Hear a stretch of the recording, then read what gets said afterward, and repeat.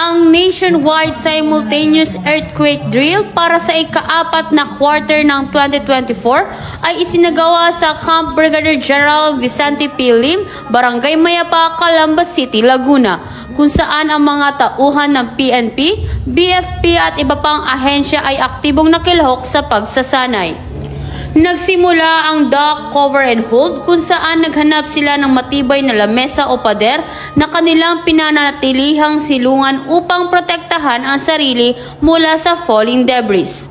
Sa oras ng evacuation, isinagawa rin ang pagbilang at pag-account ng bawat tauhan upang tiyaking walang naiwan sa loob ng mga gusali.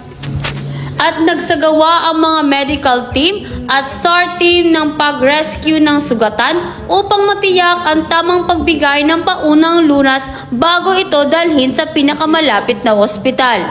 Ang layunin ng aktibidad na ito ay mas mapaghandaan ng mga komunidad sa posibleng epekto ng malakas na lindol sa pamamagitan ng pagsasanay sa wastong pagresponde at pagtugon sa mga sitwasyong dulot ng ganitong kalamidad.